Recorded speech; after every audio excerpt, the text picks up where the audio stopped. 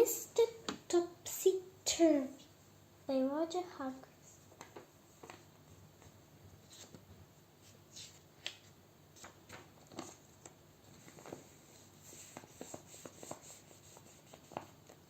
Mr. Topsy Turvy was a funny sort of a fellow. Everything about him was either upside down, or inside out, or back to front. Topsy-turvy, in fact. It was a very extraordinary.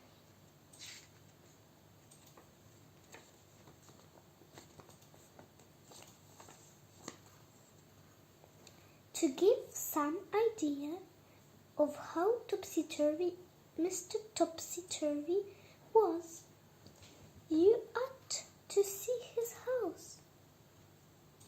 His front door is upside down to start with, and the curtains hang upside down at the windows. And just look at the chimney pot. Oh, very extraordinary.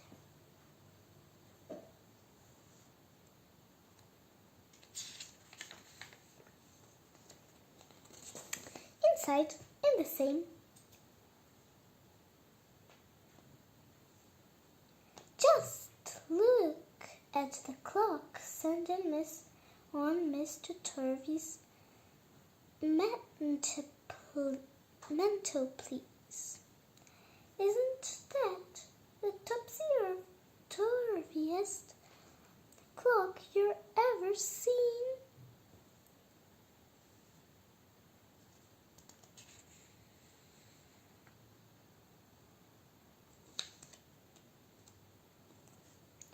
And just look at the way Mr. Topsy-turvy reads a book. Not only does he read it upside down, but he starts to read it at the back page.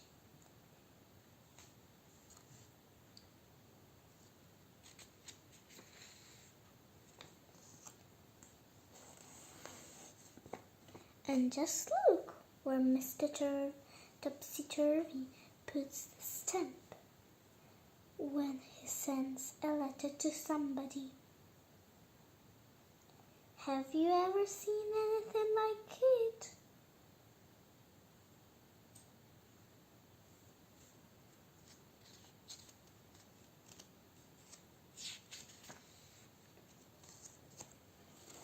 Now, this story is all about the time Mr.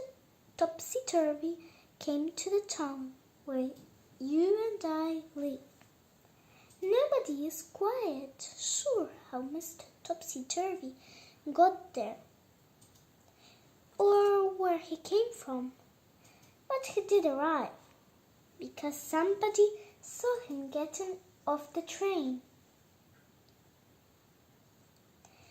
The trouble was he did it a topsy-turvy way and got out the wrong side and fell onto the railway line, which really isn't all the surprising.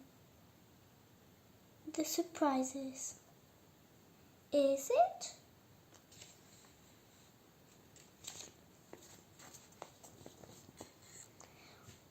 When he'd picked himself up and managed to find his way out of the station, Mr. Topsy-turvy went to a hotel to find a room to spend the night.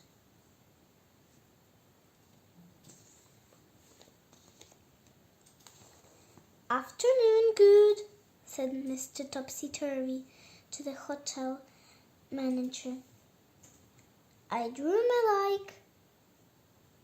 The manager scratched his head. "You mean you'd like a room?" he asked.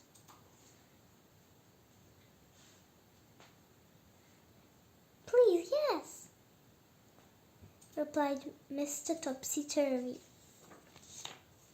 Eventually, the hotel manager managed to work out what Topsy Turvy was talking about, and he was taken up in the lift to a bedroom. Then Mr. Topsy Turvy unpacked his suitcase, put on his pajamas, and went to bed. He was rather tired after traveling from wherever he'd come from.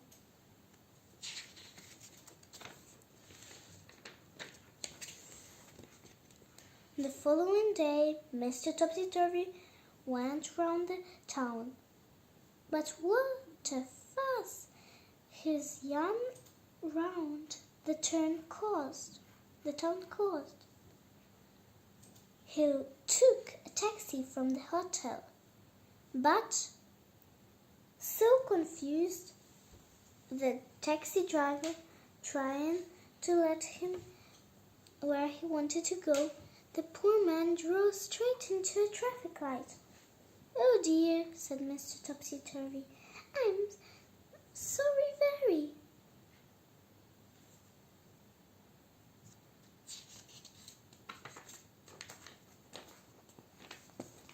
Then he went into a big department store in the middle of the town. He walked up to one of the counters. "I like a sock of pears," he said to the lady behind the counter. "You mean a pair of socks?" She smiled and showed him a pair of bright red socks. Mr. Topsy Turvy put them on in his hands.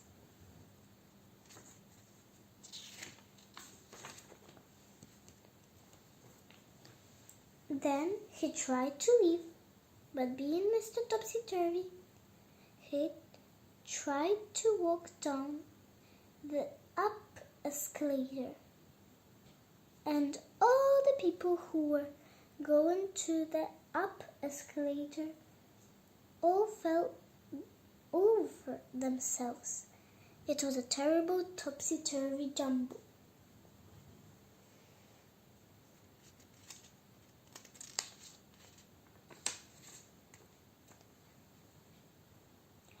That day, Mr. Topsy Turvy did all sorts of topsy-turvy things. He walked backwards across a street crossing and caused an enormous traffic jam.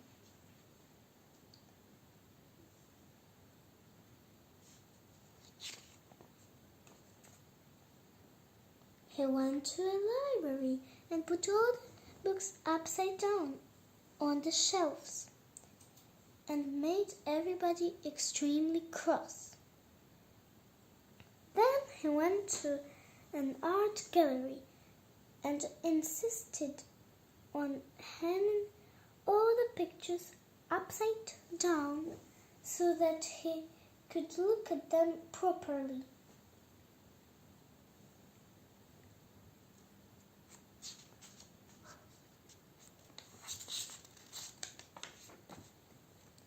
And then, after Mr. Topsy Turvy had been in the town for just one day, he disappeared. Nobody knew how he went or where he went, but they certainly went because he wasn't there anymore. The whole town breathed a sigh of relief. But what the town discovered, even though Mr. Topsy Turvy had left, was that everything was still topsy-turvy. "Read all it's about," shouted the newspaper seller instead of shouting, "Read all about it." "News is the here," said the television news reader, instead of saying, Here is the news. Morning good, people started saying to each other when they met. And do you know how? Instead of how do you do, everybody was talking topsy-turvy. Can you think of something to say that's topsy-turvy? Go on, try.